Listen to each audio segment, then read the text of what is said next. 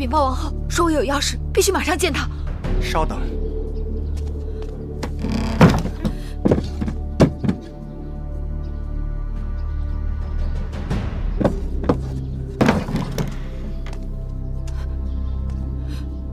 丹茂姑姑，快带我去见王后。你是故意为止，还是昏了头了？大王有令，外人一律不准进入交房殿。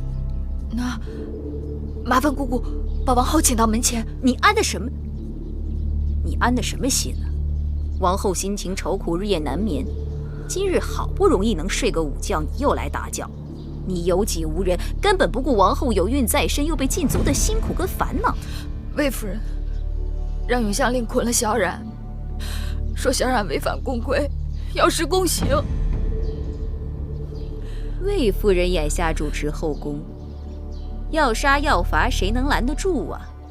何况秦宫有秦宫的王法，那魏冉被罚，该是事出有因。且不说王后正受挫折，大门都出不去，就算她还能说得上话，因为你们俩姐妹的关系而袒护你，定会被人诟病。还是回避为好。魏夫人捆小冉，是醉翁之意不在酒，她是要把我赶出宫去。哦，她用弟弟的性命来要挟我，逼我嫁给一个魏国小臣之子，说明日是最后期限，若得不到我的承诺，她就要对弟弟下毒手。这事可就难办了。按理说，你是王后的陪嫁应试，婚姻之事轮不上魏夫人插手。可眼下王后被禁足，又身怀6甲，若硬撑着为你出头，与那魏夫人纠缠起来，弄不好有了闪失，谁能担待得起呀？你一向疼爱魏冉，定不肯叫她受苦，但不苦她，就只好苦你了。此事还是你自己做个决断吧。丹茂姑姑，丹茂姑姑，你一定要帮我。丹茂姑姑，芈月，你可是公主身份，怎可给我一个奴婢下跪？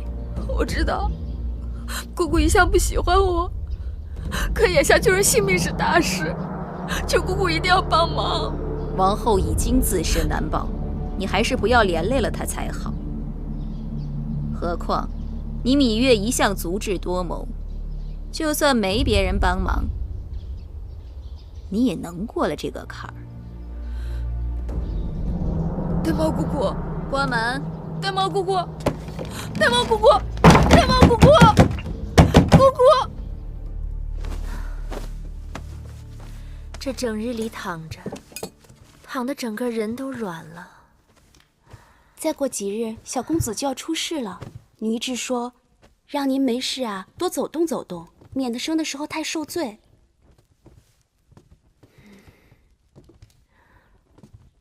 玳瑁姑姑呢？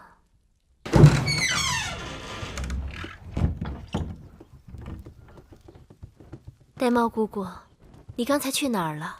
是不是月儿来了？哦，是芈月，来给王后问安。听说王后午睡就走了。也是，好久没见月妹妹了。姐妹说话还要隔着堵墙，不如不说。再扶我在屋里走走吧。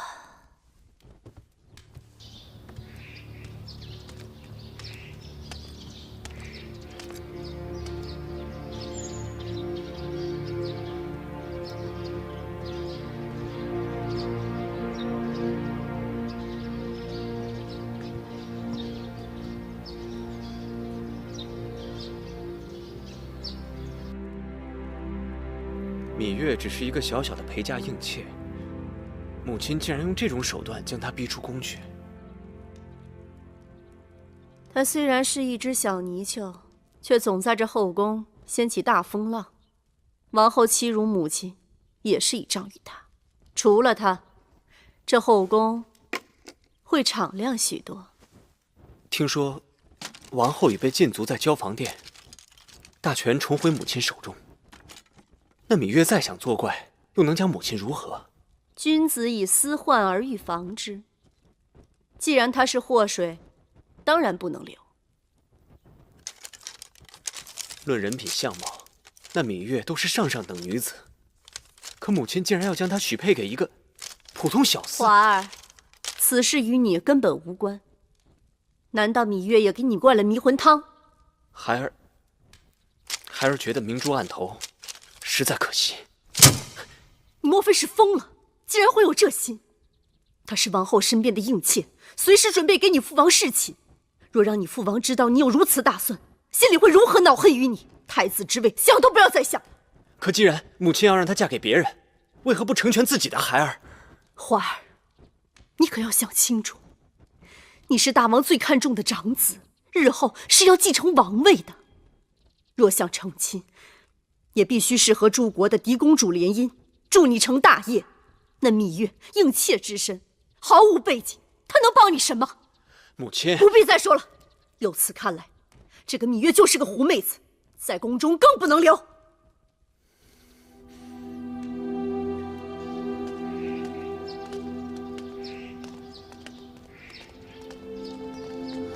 芈月，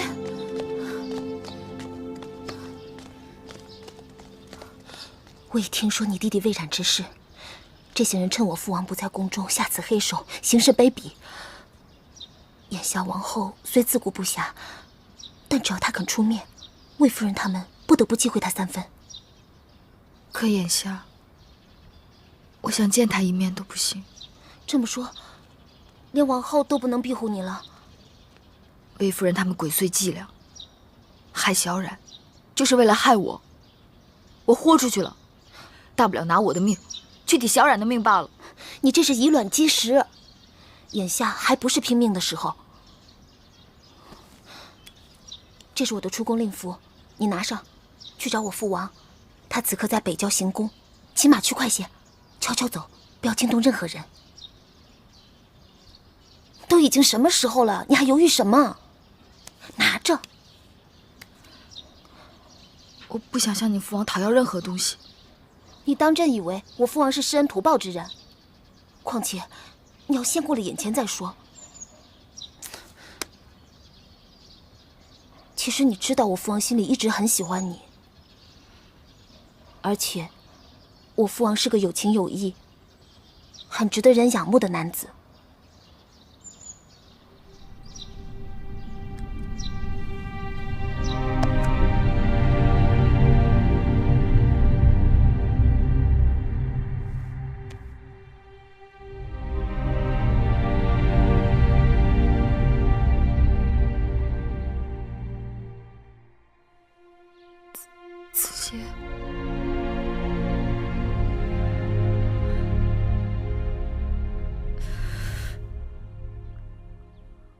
子歇，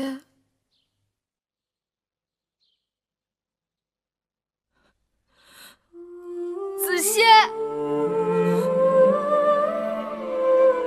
你能听到我说话吗？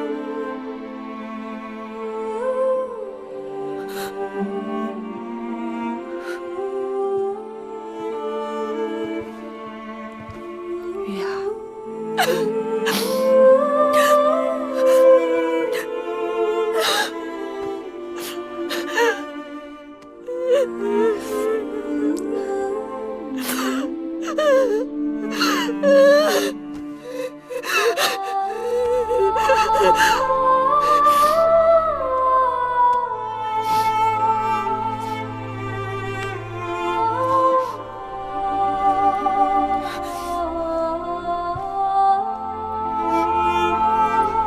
姐姐身受之苦，小冉性命攸关，我要去救小冉，去救姐姐，子歇会等我的。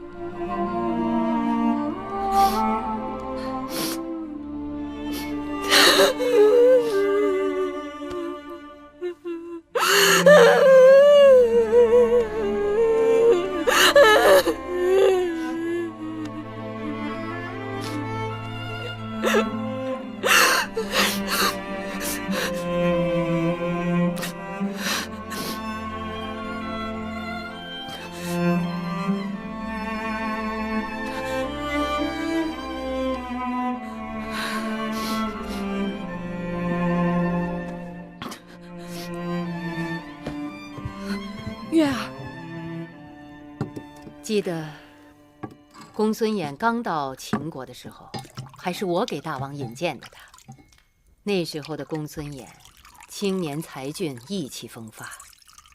第一次与大王见面，他与大王仿佛是前世的缘分，促膝交谈了一夜。寡人因公孙衍攻占河西之地，和诱俘魏国主将公子昂的功劳，封他为秦国的大良造。这是一人之下，万人之上的殊荣。寡人真不信他会背弃大秦。大王，人心是会变的，有的人永远贪心不足。何况眼下张子与大良造水火不容，魏王又不停地差人给大良造送礼。我想目的只有2个：一是为提醒他还欠着魏国的人情；二呢，是为让他知晓，说到底只有魏国人对魏国人更亲一些。当下秦国权力三分，张仪与公孙衍相争，正好让公孙衍再生意念。公孙衍一向是心高气盛，魏王对公孙衍又是志在必得。对于公孙衍，大王还是尽人事，听天命吧。大王，穆坚来了。让他进来。是。大王，出了何事？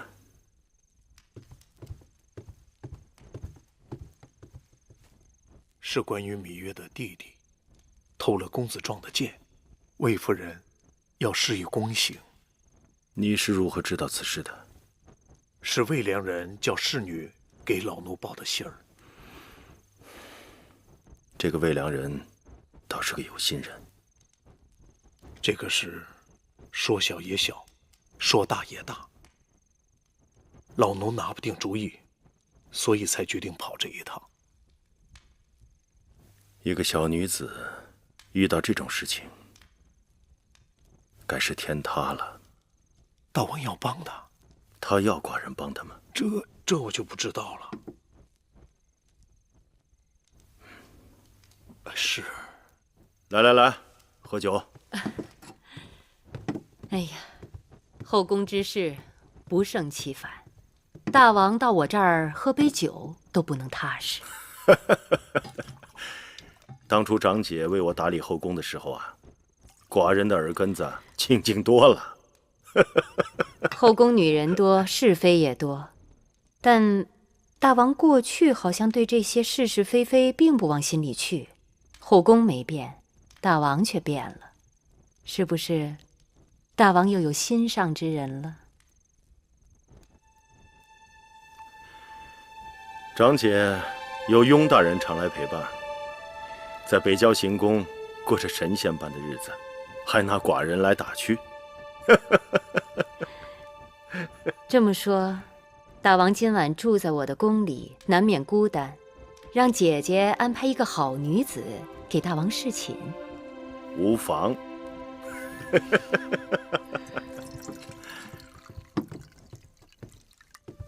大王，芈月来了。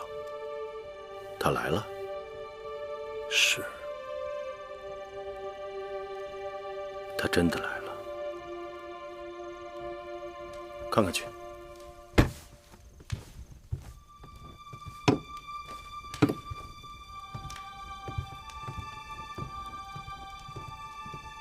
哪个芈月呀？是不是那个伶牙俐齿的小丫头？是。这么说，今夜不用我安排，大王也有侍寝的人了。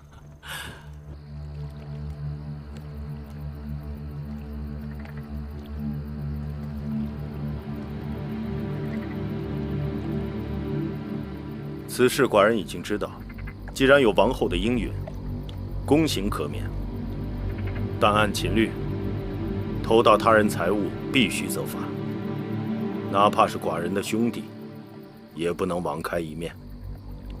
眼下魏夫人执掌后宫，行事虽有些急躁，但并无大错。那不是偷，那把剑是公子壮丢弃在草丛里的，是生了锈的。怎么不是偷？那是谁家的园子？他拿走那把剑，告知了公子庄，并得到许可了吗？大王明示芈月，如何才能救弟弟？我大秦以法立信，刑上大夫，寡人帮不了你。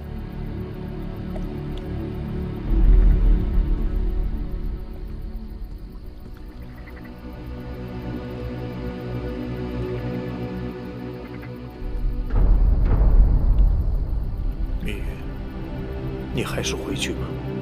大王的心情你不是不知道，就是你在这儿跪上一晚上，也不会有结果的。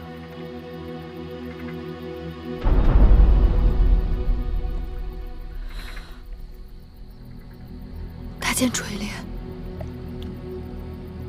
能否安排芈月今晚侍寝？你说什么？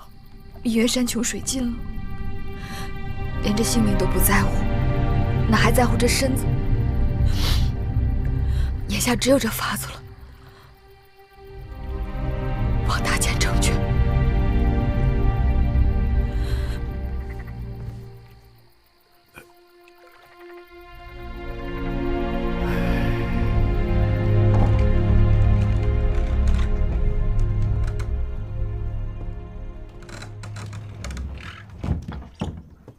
给寡人宽衣。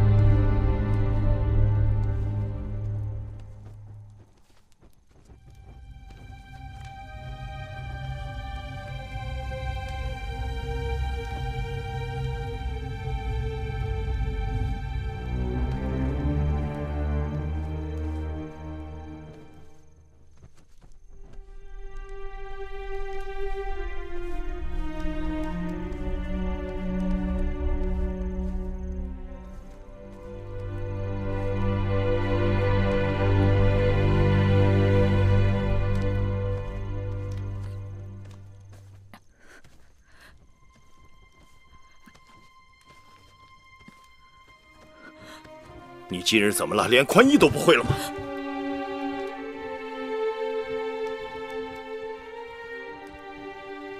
怎么会是你？你以为如此就能救你弟弟吗？芈月侍寝，心甘情愿。丫头，你的心思明明白白写在脸上，你有难处，有求于寡人。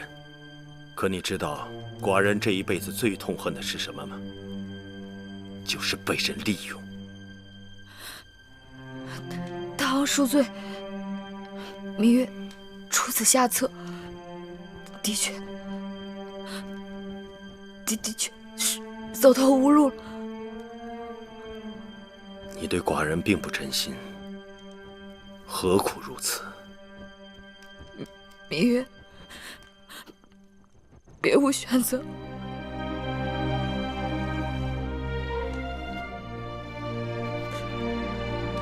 起来吧，寡人从不强人所难。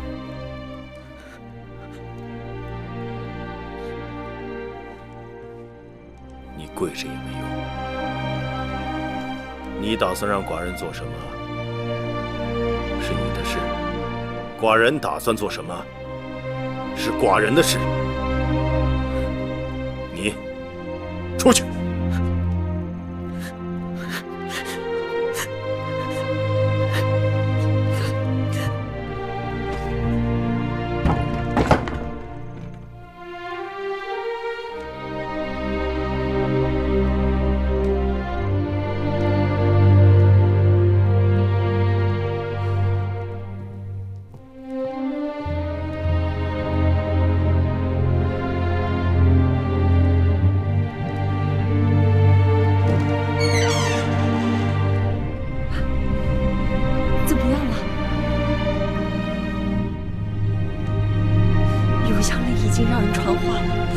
4时，他们就要对小冉动手了。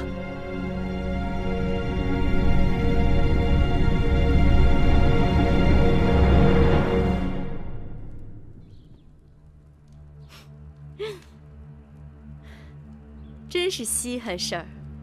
你芈月也有服软的时候。听说你昨日从我这儿走后，去求过王后，却吃了闭门羹。我倒也是好奇，这王后一向是把你当成救命稻草一般，这次怎么就轻易放手了？怕是自顾不暇，只好把你当成弃子了。其实王后也应该心存谢意，我给你安排的去处并不算差。多说无益。这是你要我写的那封信，一手交人，一手交信。刚才我还在担心杀只鸡临死前还得正正翅膀呢，你可是惯于作怪。把你写的拿过来，让我细细看看，免得你在里面再耍什么把戏。见不到小冉，你休想拿到这封信。你若不给我这封书信，你那弟弟可就性命不保了。夫人，夫人，那小童他……你来的正好，把那小童给我带到这里来。不是啊，木剑方才领人去了隐宫，把那小野种给带走了。什么？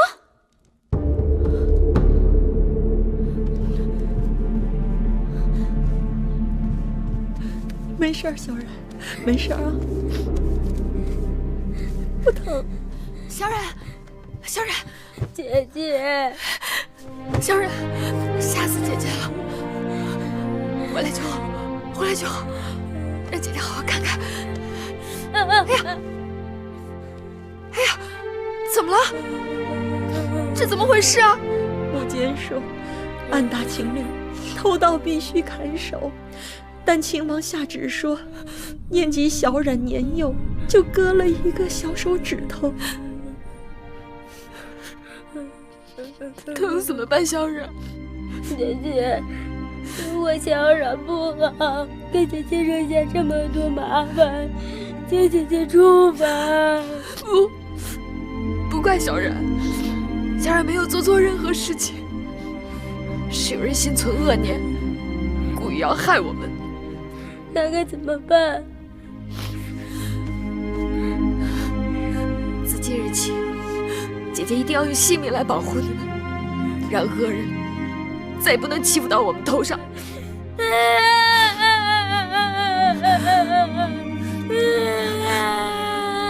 哭，小冉。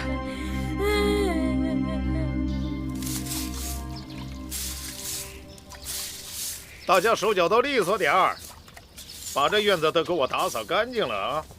还有那边，还有那一边，啊！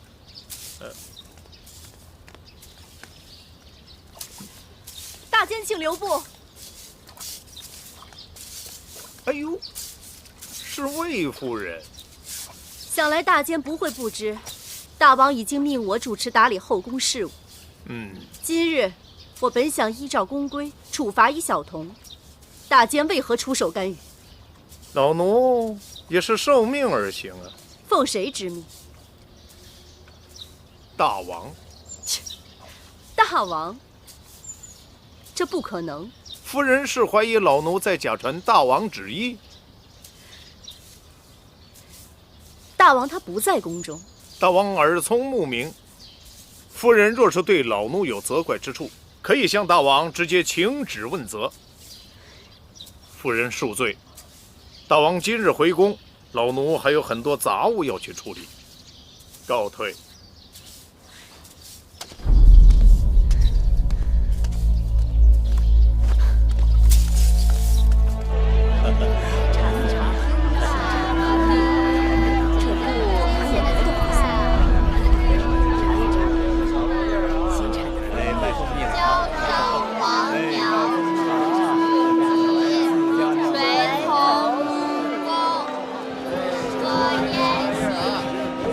教皇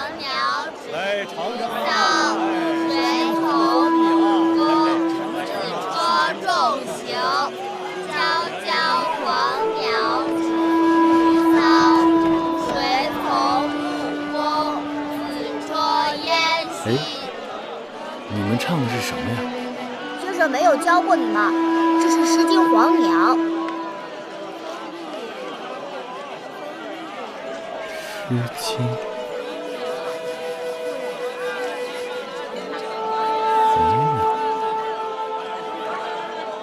公子怎么了？黄鸟，黄鸟，应当是主鸟更妥。不，是黄鸟。悄悄黄鸟止于极，谁从木宫？紫车烟袭，悄悄黄鸟。 止于极。哎，谁从公子冷了吧？我们去那边喝碗澡汤，暖暖身子。谁从木宫？刘少，哎，来了。啊，这边。谢谢客官。客官慢走。啊，坐。客官请坐。哎，好。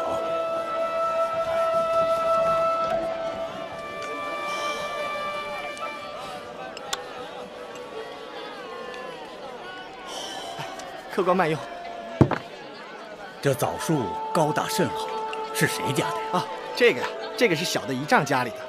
姨丈家这棵枣树啊，在附近邻里都是最大的。哦，结出的枣啊，在城里也是最甜的。我这小摊啊，就靠着树上的枣撑着呢。我方才从东面过来，看到那里摩肩接踵，车马喧嚣，那是什么地方啊？那个是齐国的皇家驿馆。 定是来了什么贵客，在那儿落脚的。哦，小二结账。哎，来了。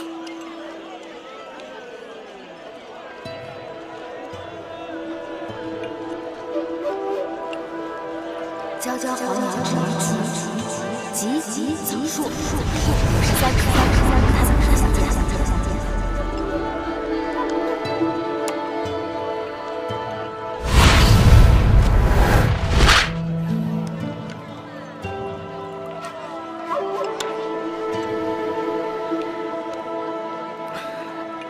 公子怎么了？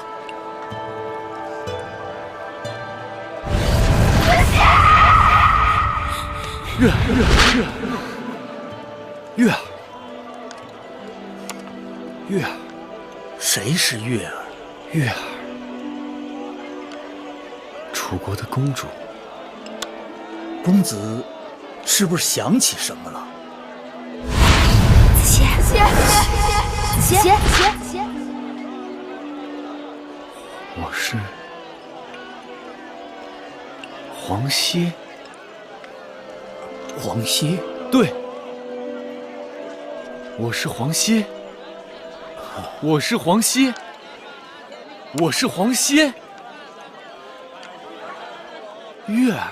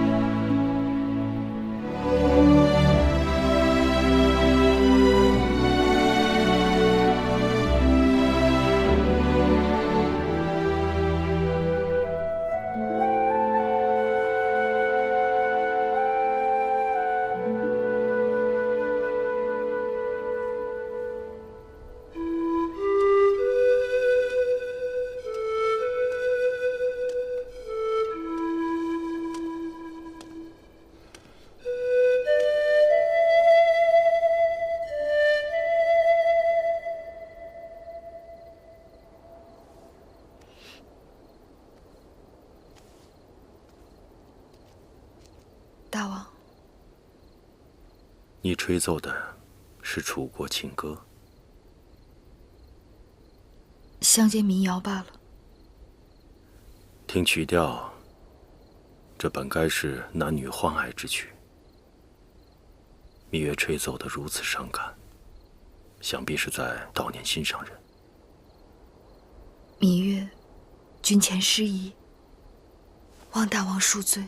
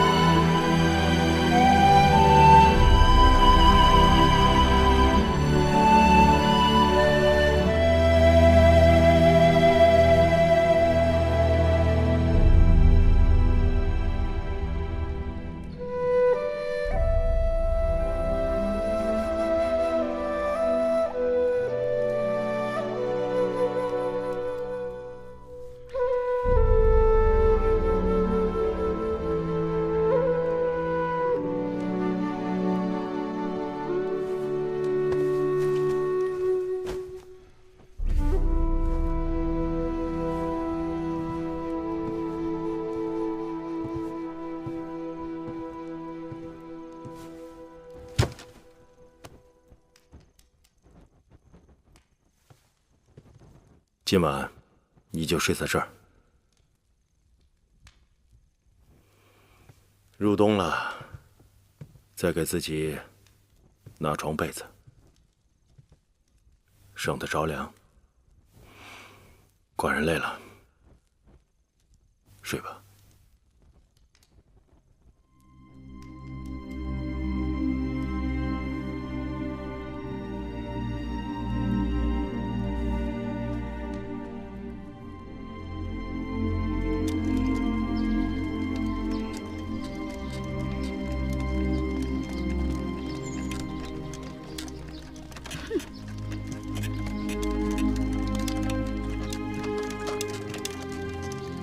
有什么了不起的？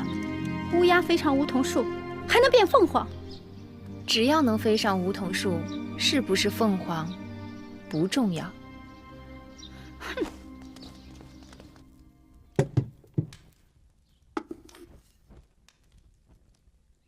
怎么又是肉糜面汤啊？我昨日不是说了，秦国之地的麦子过于粗粝，尽是麦麸。我想吃楚国的大米。都怪婢子记性坏，忘了王后的叮嘱，奴婢这就去让膳房重做。算了，就这样吧。这几日胃口有些过于古怪，时好时坏的。想来王二知道了，母后禁足在此多日，心烦意乱吧。不要。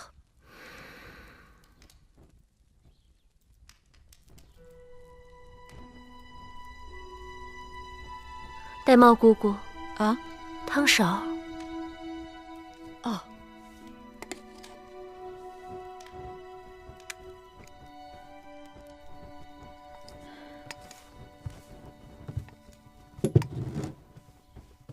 你们几个今日怎么了？个个像丢了魂似的。珍珠，说。说。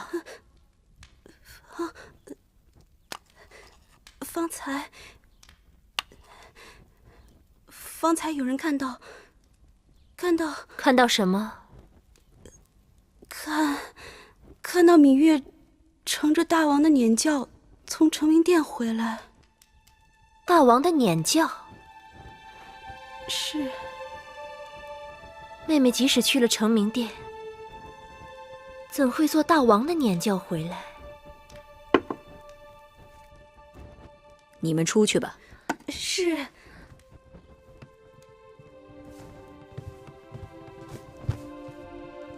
禀报王后，大王昨夜临幸了芈月。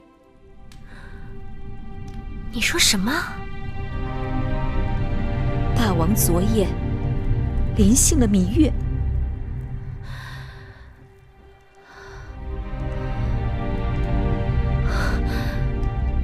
可芈月与我有约，只协助我主持后宫事务，绝不侍寝。他若是真心想侍奉大王，我早就可以给他安排了呀。都怪奴婢愚钝。前日，芈月曾因弟弟魏冉犯了宫规，而被魏夫人要挟，求告王后出面搭救。奴婢怕魏夫人借此事滋生事端，算计王后肚子里的孩子，就没让芈月见你。不料，她转身竟然干出这种事来。这就是姑姑的不对了。芈月有难，姑姑怎可趁人之危故意作对？不是奴婢要与她作对，只是她的性情跟手段实在让奴婢替王后担忧啊！此话荒唐。王后想想，自打进宫，芈月表面上事事依附于王后，实际上她事事抢了王后的风头。芈月绝非是甘于久居他人之下的女子，一旦有机会上位，她定会成为王后的劲敌。因此，奴婢本想借水推舟，把芈月赶出秦宫，没成想这一推，竟将她推到大王的睡榻上去了。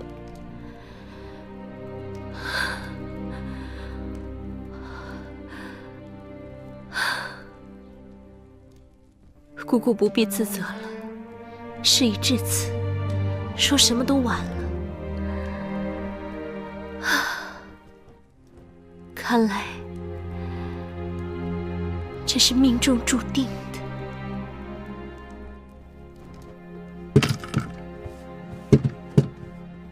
这些东西是大王让我们送过来的。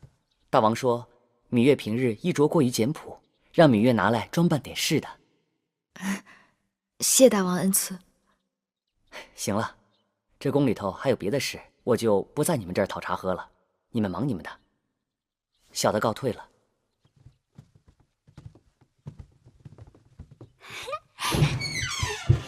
哇，好漂亮啊！太漂亮了。是啊，你看，真好看。一人刚回来，大王赐的东西就跟过来了，可见大王对你的确用心。这金钗上的珍珠这么大，多好看呀！哎，你看这个玉镯，哎，还有这个耳环。你们先把东西拿下去吧。是。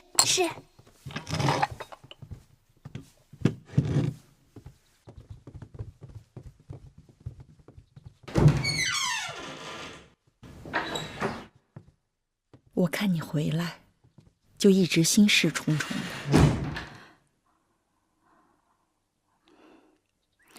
魁姑，别说了，无论你做什么，都是万不得已，是为了小冉和王后。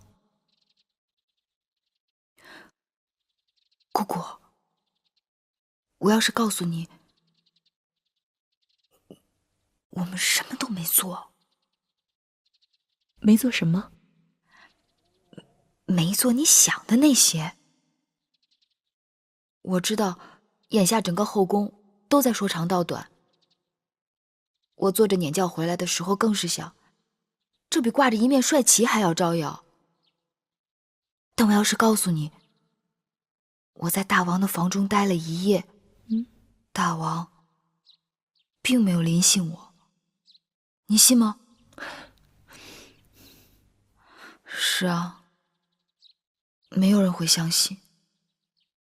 那是为什么？大王的心思很难猜到，但眼下我最担心的是王后，我怕姐姐会不会因此而多心。没想到把他逼狠了，竟然想出这样的招数。这下好了，大王为了给他出气，把永香令也给换了。哼，又做撵轿，又是赏东西的。姐姐，没想到我们费了那么多周折，竟然为芈月做了嫁衣，真是气死我了。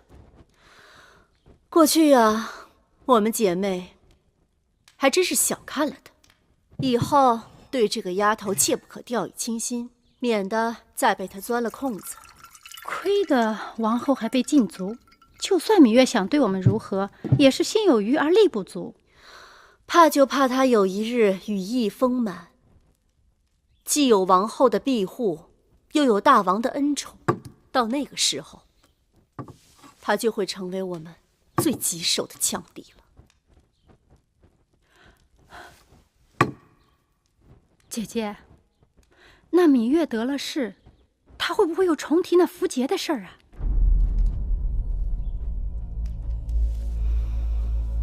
那铜符节被公孙衍拿走之后，我曾派人催要过数次，却无结果。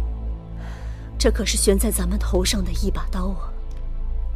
看来一定要想办法，尽早把这符节讨要回来。嗯。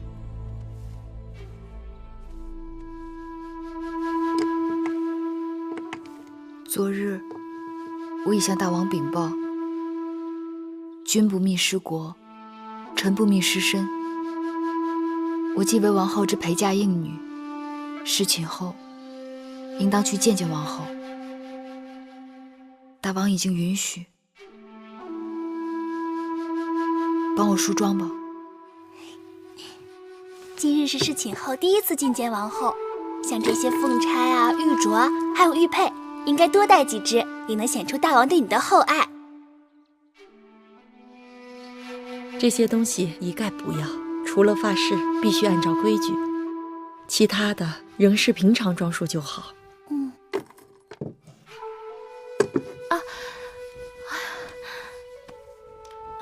王后有何不适？王儿在踢我。别看小公子在王后肚子里人不大，脾气还不小呢。当年威后怀王后的时候，王后在威后肚子里可乖巧了。威后命人把宫里头摆满了鲜花跟果子，还把寝宫里所有硬的地方都用芦絮给包起来。王后出生后不仅漂亮，性子也柔顺。眼下，谁来给我摆鲜花水果？谁又来包起这宫里的芦絮？难怪王儿心里郁闷。王后放宽心，我把给小公子做的衣裳先收起来。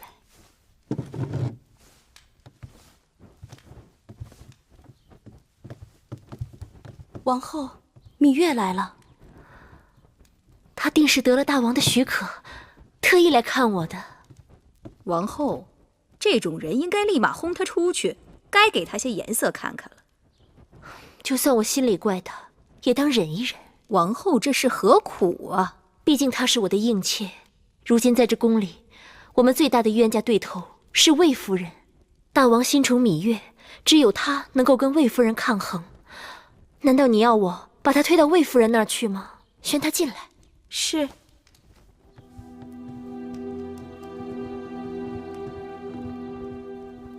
姐姐，大胆芈月，你既已侍寝，受大王宠爱，就该按规矩给王后行大礼才是。不必了，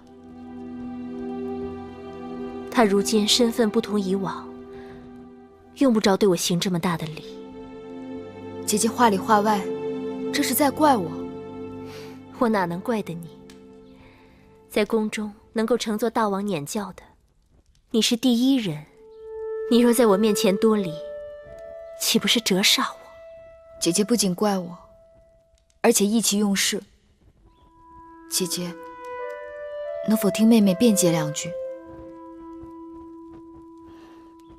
那日，魏夫人把小冉抓走，要施宫刑，妹妹四处告救无门，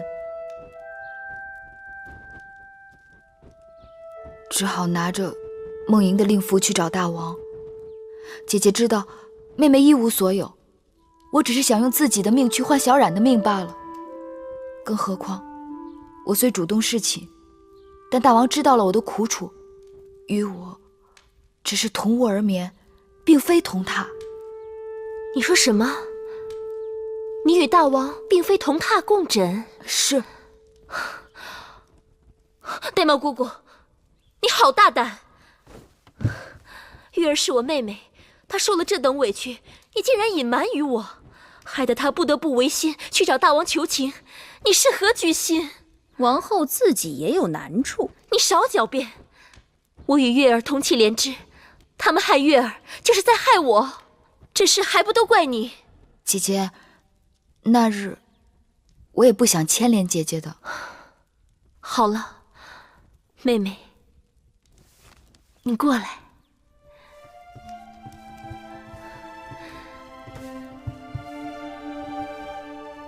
祸兮福兮。其实，当我得知大王临幸你，姐姐心里还是替你欢喜的。早先，你总说你要走，姐姐唯恐哪一日，我们姐妹就真的分开了。现在可好了，你可以安安心心的留在宫中，我们姐妹从此长相厮守，互相帮衬。珍珠，去把我那套紫玉镂金的首饰给我拿来。那套首饰最为贵重，王后平时也不常用，奴婢一时想不起放在哪儿了。就在我床头放珠宝首饰的匣子第2层，快去吧。是。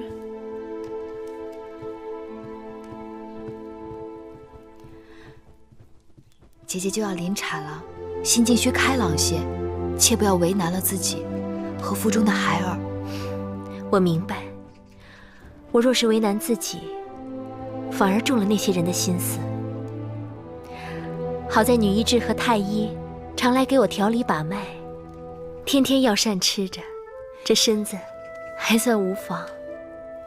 大王近日政务繁忙，但大王昨日还提到了姐姐腹中的嫡子，想来大王心中是挂念姐姐的。姐姐想起那日的事，肠子都悔青了，还望妹妹在大王面前替姐姐言语几句。那是当然，多谢妹妹。拿过来。无论怎么说，妹妹也算是侍寝了，我理当送你一套妆奁，给你贺喜。这套首饰是姐姐最心爱的，你收好，就当姐姐的一点心意。这只怕不妥，这套首饰太过珍贵，妹妹承受不起。再妥当不过了。只要妹妹与姐姐一条心，姐姐愿意倾其所有。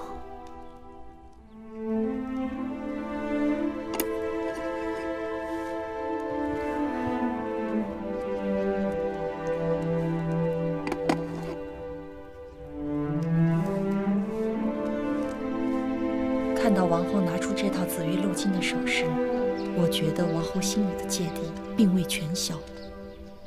姑姑大约多心了。王后本是心地纯良之人，我已将实情一一相告，该是没事了。话是这么说，可从小到大，她都在高处，你在低处，她早已习惯了俯视咱们，怎能甘心养成鼻息？你今日衣着故意这般收敛，我就知道你有意回避。真希望王后能明白你的苦心。姐姐临盆在即，能让姐姐真正开心的是解除对她的禁足令。我猜测，大王对姐姐的怨怒也已经消了大半，只是需要个合适的机会，让她重新看重姐姐。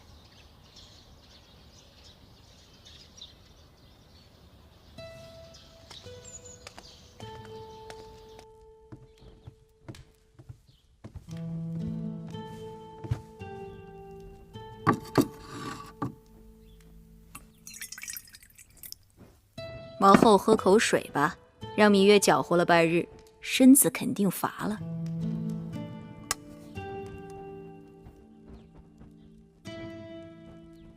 眼下也就只有芈月能帮着我了。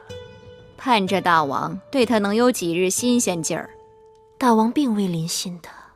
是啊，这说明芈月并未入大王的眼。姑姑没有明白，我虽怀着大王的孩儿，但大王对芈月却是更用心。大王知道芈月的心思，竟没有勉强她。女人能让男人珍惜到这一步，那男人还不被那女人攥在手里。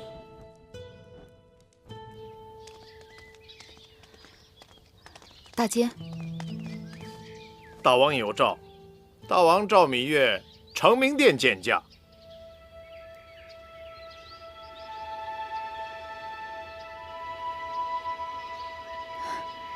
请容我梳妆。好。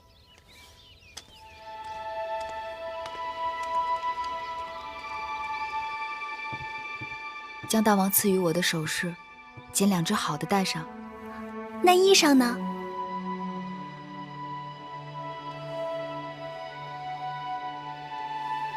就要那件鹅黄色的吧。姑姑，你说呢？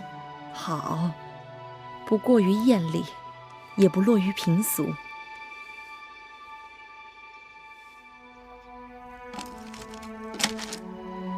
大王，芈月到了。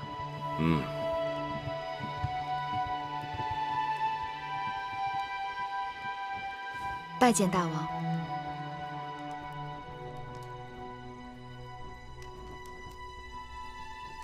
到寡人身边来。是。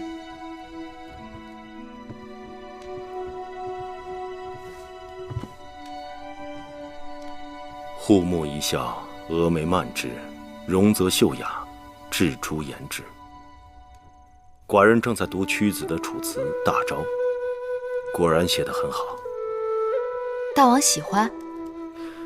屈子真是神来之笔，写楚国美人栩栩如生。楚国美人，并非仅仅朱唇皓齿，而且彼得好贤，习以督之。有道理。花容月貌，抵不上兰心蕙质。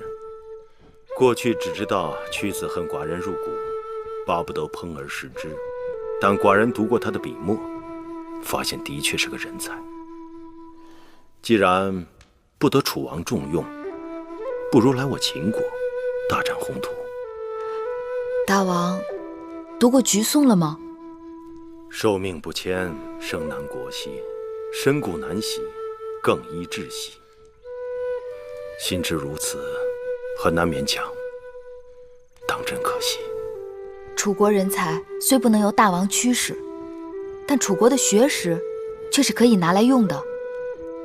楚国宫中藏书众多，王后出嫁时，楚王曾赏赐王后500卷书简作为陪嫁。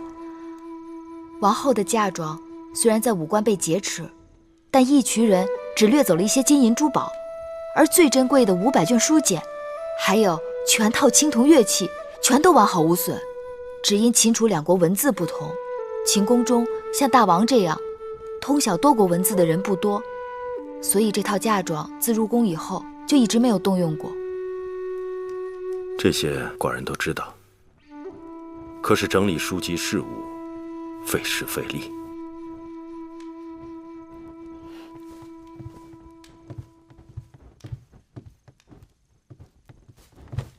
王后请求大王准许芈月带着懂得秦楚2国文字的人来整理书卷，重训乐人，让楚国的学识在秦国不至于明珠蒙尘。这果真是王后的想法？确凿无疑。王后虽然身怀6甲，困于交房殿，但她仍心系大王，愿为大王分忧解难。难得王后一片苦心。只不过前一阵子对待张子一事，她未免糊涂，乱了名分规矩，寡人不得不罚她。不知大王是否知晓，芈月曾在会院种过从楚国带来的杜若，一大把种子撒下去，能存活的仅寥寥几株。可见草木都恋旧土，人怎会对母国抛之脑后？何况远离母国艰难重重，哪有不惦念的道理？王后为人宅心忠厚，自来到秦国，事事以大王和秦国为重，但根未扎牢，有时难免心系旧土，关心则乱。但等到来年，那杜若根扎牢了，秦国是他的基业，大王是他的靠山，他对旧土之念也就会渐渐淡了。人非草木，孰能无情？此话有理。寡人对王后也许是过于苛责了。明日下朝，寡人去交房殿看看她。天气越来越冷，寡人刚好让人做了几件上好的貂毛皮衣给王后护身子。多谢大王。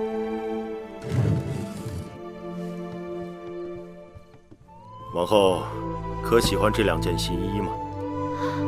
大王给的，什么都是好的。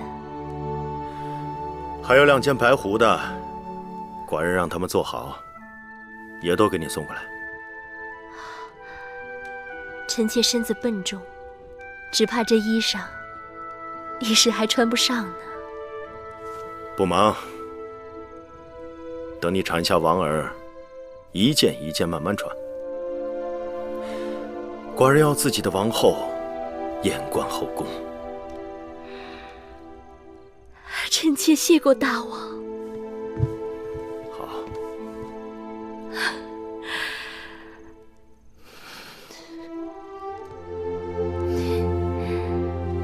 王儿，不要再提我了。你父王过来看过你了。妹妹来了。姐姐，前几日葵姑做了姜蜜，妹妹尝了觉得好，所以今日特意给姐姐送来。太好了。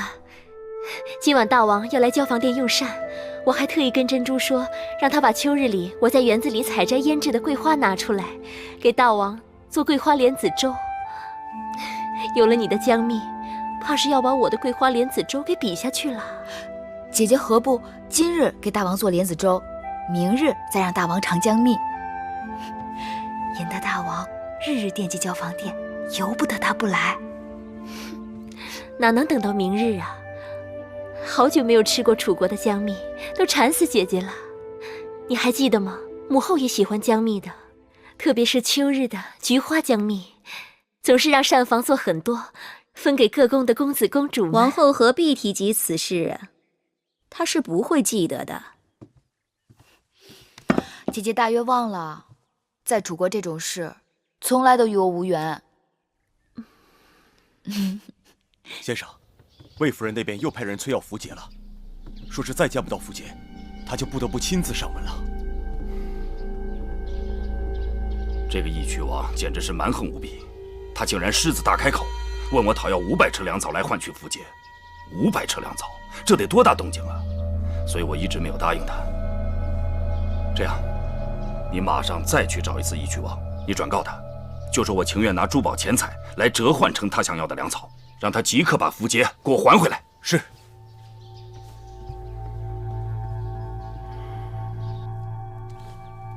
小冉去哪儿了？这么长时间没有见到他。是啊，我也奇怪呢。早上用完早膳就一溜烟的没影了，不知又到哪儿淘气去了。这个孩子。夫人，大王来了。大王。好了，不必多礼。寡人知道你不谈奢华，但看你这日常陈设，未免过于简朴了。大王恕罪，容芈月一些时间学会铺张。大王，司马将军他们来了。